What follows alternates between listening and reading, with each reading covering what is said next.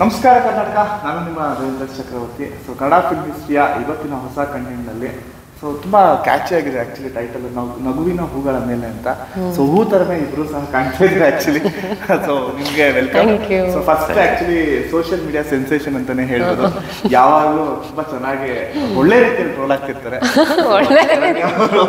So ನಿಮಗೆ ನಮ್ಮ ಶೋಗೆ ಸ್ವಾಗತ. ಅದು ಈಚೆಗೆ ಸಕ್ಸಸ್ ಕೊಟ್ಟಂತಹ ಹಾಸ್ಟೆಲ್ ಹುಡುಗರು ಬೇಕಾಗಿದ್ದಾರೆ ಮತ್ತು ಮರಿಚಿಯಲ್ಲಿ ಒಂದು ವಿಭಿನ್ನವಾದ ಪಾತ್ರ ನಿರ್ವಹಿಸಿದ ಅಭಿಷೇಕ್ ಅವರಿದ್ದಾರೆ. ಸ್ವಾಗತ. ಹೇಗಿದ್ದೀರಾ ಇದ್ರು? ನೀವು ಹೇಗಿದ್ದೀರಾ? ಚೆನ್ನಾಗಿದ್ದೀನಿ. ಸೊ ಒಂದು ಬ್ಯೂಟಿಫುಲ್ ಲವ್ ಸ್ಟೋರಿ ಅಂತ ಅನಿಸ್ತಾ ಇದೆ. ಸೊ ಫೆಬ್ರವರಿ 9th ರಿಲೀಸ್ ಆಗ್ತಾ ಇದೆ. ಸೊ ಆ ಸಿನಿಮಾ ಬಗ್ಗೆ ಇವತ್ತು ಮಾತಾಡಕ್ಕೆ ಕೂತಿದ್ದೀವಿ. ಸೊ ಹೇಳಿ, ನಿಮ್ಮ ಇಂದ ಸ್ಟಾರ್ಟ್ ಮಾಡೋಣ ಮೇಡಮ್.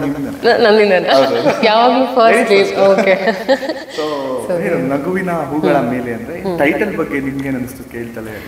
ನನಗೆ ಫಸ್ಟ್ ಟೈಟಲ್ ಕೇಳಿದಾಗ ಐ ವಾಸ್ ಲೈಕ್, ಇದು ನಮ್ಗೆಲ್ರಿಗೂ ಗೊತ್ತಿರೋಂಗೆ ಇಟ್ಸ್ ಅ ಸಾಂಗ್, ನಮ್ಮ ರಾಜ್ಕುಮಾರ್ ಸರ್ದು ಸಾಂಗ್.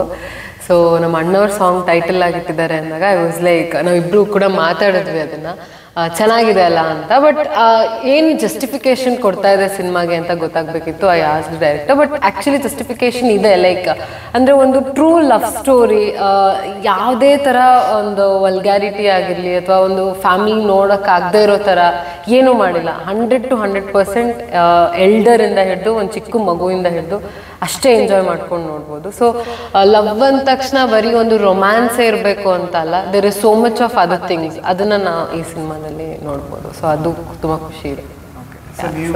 ನಿಮ್ಗೆ ಅನ್ನಿಸ್ತು ಆ್ಯಂಡ್ ಯಾವ ಥರ ಪಾತ್ರ ನಿಭಾಯಿಸ್ತೀರಾ? ಸೊ ಮೊದಲನೇದಾಗಿ ನಮಸ್ಕಾರ. ಈ ಸಿನಿಮಾದಲ್ಲಿ ಮನು ಅಂತ ಒಂದು ಕ್ಯಾರೆಕ್ಟ್ರು ಪ್ಲೇ ಮಾಡ್ತಾ ಇರೋದು. ಒಂದು ಲಾಂಗ್ ಡಿಸ್ಟೆನ್ಸ್ ರಿಲೇಷನ್ಶಿಪ್ ಏನಿರುತ್ತೆ ಅದ್ರ ಬಗ್ಗೆ ಇದೊಂದು ಎಕ್ಸ್ಪ್ಲನೇಷನ್ ಕೊಟ್ಟಿದ್ದಾರೆ. ಸೊ ಒಂದು ಡೀಸೆಂಟ್ ಕತೆ ಹೇಳಿದಾಗೆ ಯು ಸರ್ಟಿಫಿಕೇಷನ್ ಆಗಿದೆ. ಆ್ಯಂಡ್ ಹೋಲ್ ಫ್ಯಾಮಿಲಿ ಆಗಲಿ, ಯಾವುದೇ ಏಜ್ ಕ್ಯಾಟಗರಿ ಎಲ್ಲರೂ ನೋಡ್ಬೋದು. And clean love story.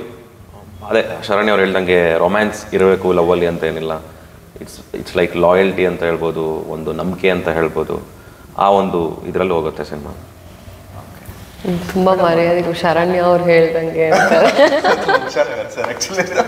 Sharanya ಅವ್ರು ಹೇಳ್ದಂಗೆ ಇವ್ರೆ ಇಷ್ಟು ಯಾಕೆ ರೆಸ್ಪೆಕ್ಟ್? ಆಯ್ತಾಯ್ತು. ಹಂಗೆ ಹೇಳಿ. ಸೊ ಇದು ಲವ್ ಸಬ್ಜೆಕ್ಟ್ ಆಗಿರೋದ್ರಿಂದ next month actually Valentine's day ಇರೋದ್ರಿಂದ ಸೊ ಲವ್ ಬಗ್ಗೆನೇ ಜಾಸ್ತಿ ನನ್ನ ಕ್ವಶನ್ಸ್ ಕೇಳಿ.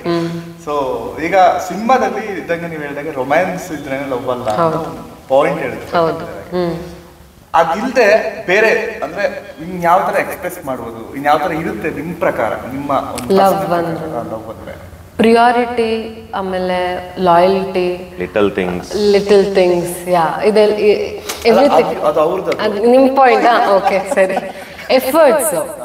ಸೊ ಇಟ್ಸ್ ಯಾವಾಗಲೂ ಬರೀ ಬಣ್ಣದ ಮಾತು ಅಂತ ಅಷ್ಟೇ ಅಲ್ಲ, ಅದನ್ನ ಆ್ಯಕ್ಷನ್ ಅಲ್ಲಿ ತೋರಿಸ್ತಾರೆ, ಗೊತ್ತಾ? ಅದು ನಿಜವಾದ ಪ್ರೀತಿ. ಅಂದ್ರೆ ಹೇಳೋದು ಈಸಿ, ಮಾಡೋದು ಕಷ್ಟ ಅಂತ. ಸೊ ಅವ್ರ ಆ್ಯಕ್ಷನ್ಸಲ್ಲಿ ಗೊತ್ತಾಗುತ್ತೆ. ಸೊ ಆ ಚಿಕ್ಕ ಚಿಕ್ಕ ಎಫರ್ಟ್ಸ್ ಅವ್ರು ಹಾಕೋದು ಆ್ಯಂಡ್ ಟೈಮ್ ಕೊಡೋದಾಗಿರ್ಬೋದು. ಲೈಕ್ ಜಾಸ್ತಿ ದುಡ್ಡು ಕೊಟ್ಟು ಏನೋ ಒಂದು ಕಾಸ್ಟ್ಲಿ ಗಿಫ್ಟ್ ಕೊಡಿಸ್ಬೇಕು ಅಂತ ಅಲ್ಲ, ಅವ್ರು ಕೊಡೋ ಟೈಮೇ ಇಟ್ಸ್ ಪ್ರೆಷಿಯಸ್. ಅದಕ್ಕಿಂತ ದೊಡ್ಡ ಗಿಫ್ಟ್ ಯಾವುದೂ ಇಲ್ಲ ಅಂತ ಅನ್ಸುತ್ತೆ. ಸೊ ಆ little things, efforts and trust, commitment, ಅಲ್ಲಿ ಒಂದು ರೆಸ್ಪೆಕ್ಟು, ಅದು first important. Mutual respect, because self respect ಅನ್ನೋದು ಈಕ್ವಲಿ ಎಲ್ಲರಿಗೂ ಇರುತ್ತೆ. ಸೊ ಇವಾಗಂತೂ ಇಂಡಿಪೆಂಡೆನ್ಸ್ ಅಂತ ಎಲ್ಲ ಇರೋ ಹುಡುಗಿರಿಗೆ that is the first thing importance. So ಇದೆಲ್ಲ ಇಟ್ಕೊಂಡಾಗ ಐ ಗೆಸ್ ಲವ್ ಅನ್ನೋದು ಆಟೋಮ್ಯಾಟಿಕಲಿ ಇಬ್ರ ಮಧ್ಯ ಸ್ಟ್ರಾಂಗ್ ಆಗಿ ಉಳ್ಕೊಳತ್ತೆ.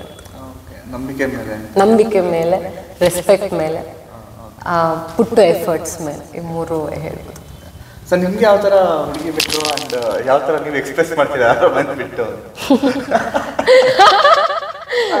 ಆಗಿರೋ ಸಿನಿಮಾಗಳಲ್ಲಿ ನಾನು ಎಕ್ಸ್ಪ್ರೆಸ್ಮೆಂಟ್ ಮಾಡೋದು ನೋಡಿದ್ದಾರೆ. ಬಟ್ ನನ್ನ ಪ್ರಕಾರ ಅದೇನು ಅಂತಂದರೆ, ಲವ್ ಅಂದರೆ ಲೈಕ್ ಮೆಟೀರಿಯಲಿಸ್ಟಿಕ್ ಥಿಂಗ್ಸ್ ಬಿಟ್ಟು ಲೈಕ್ ಪ್ರಿಯಾರಿಟೈಸ್ ಮಾಡೋದಾಗಿರ್ಬೋದು, ಅಥವಾ ಟೈಮ್ ಕೊಡೋದಾಗಿರ್ಬೋದು, ಎಫರ್ಟ್ಸ್, ಲಿಟಲ್ ಥಿಂಗ್ಸ್. ಇವ್ರು ಹೇಳ್ದಂಗೆ ಹೇಳಿದೆಲ್ಲ ಕಾಪಿ ಮಾಡ್ತಾರೆ. ಇನ್ನು ನಾನು ಅದನ್ನೇ ಹೇಳ್ಬೇಕು ಅಂತ ಅಂದ್ಕೊಂಡಿದ್ದು ಎಲ್ಲ ನೀನು ಹೇಳ್ಬಿಟ್ಟೆ. ಇನ್ನೇನು ಹೇಳೋದಲ್ಲಿ ಟೈಮ್ ಕೊಡೋದಾಗಿರ್ಬೋದು, ರೆಸ್ಪೆಕ್ಟ್.